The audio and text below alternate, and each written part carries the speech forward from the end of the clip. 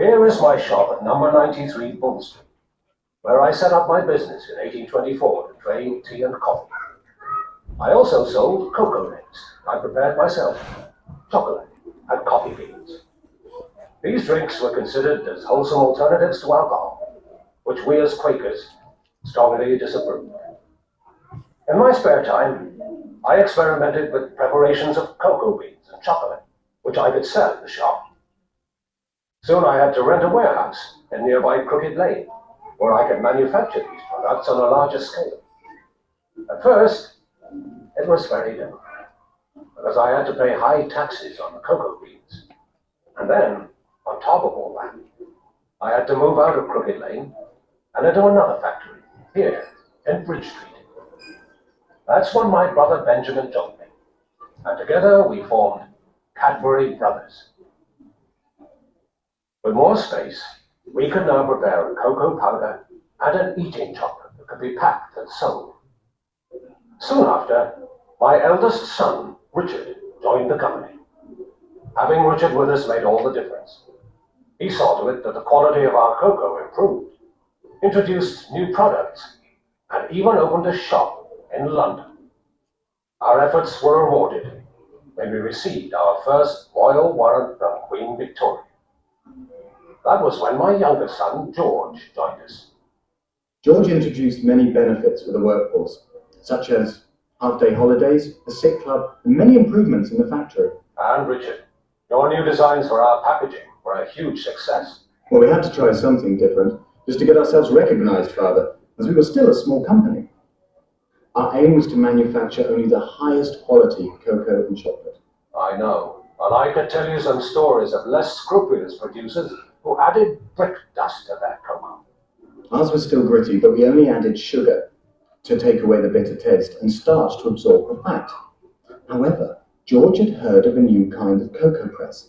He went to Holland in 1866, saw the press being used and brought one back. The Van Houten Press. Oh yes, Father. You see, because we could extract more of the cocoa butter, there was no need for more additives.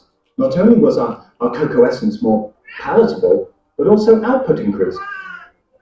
The Bridge Street factory was now too small to cope, and we had to expand somewhere else.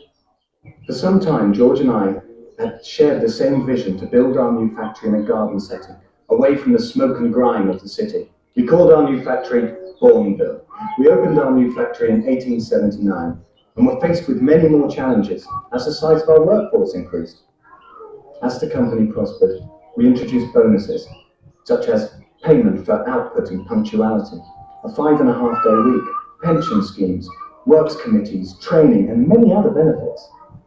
I sent my son George to Switzerland to find out how chocolate was made, using fresh milk. Soon after, Cadbury were able to manufacture chocolate with a much higher milk content that rivaled even the best Swiss products. That was when we launched our most important new brand. We called it Cadbury's Dairy Milk. It became so popular with its distinctive taste that sales exceeded all our best expectations. And within a short while, it had become our best-selling chocolate. In 1919, we merged with Fry, and the company went from strength to strength. And so we had seen that big things have their roots in the smallest beginning.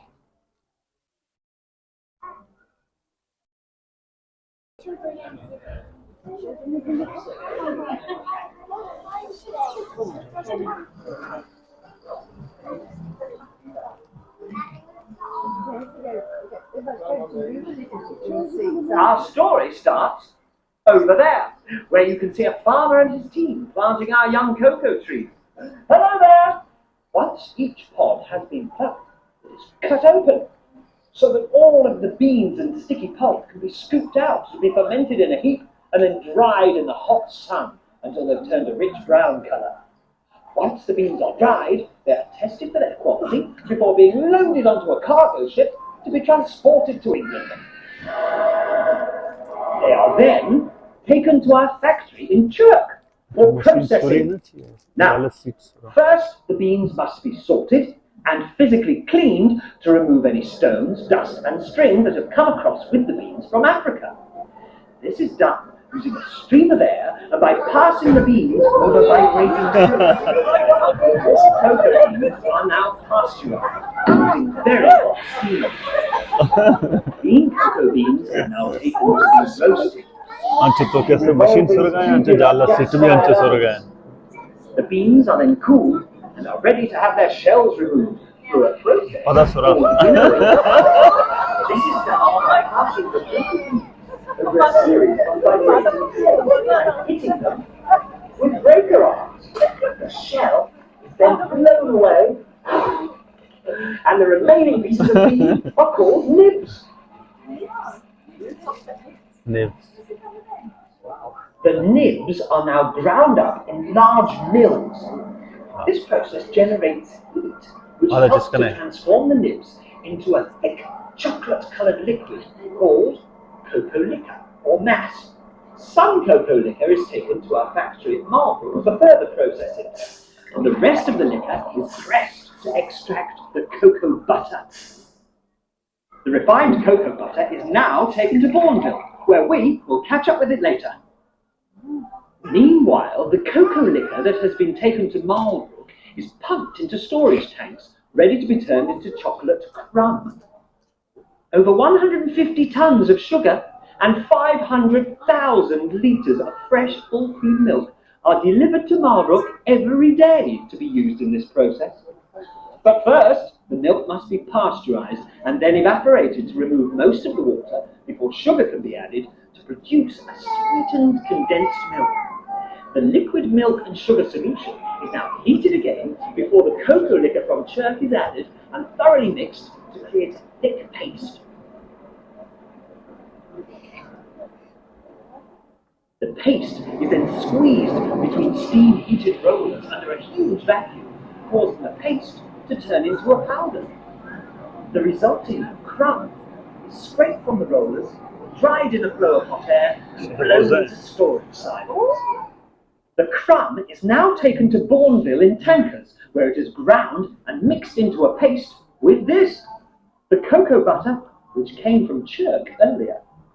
The paste is then refined into a flake before being conched or mixed to form a liquid chocolate.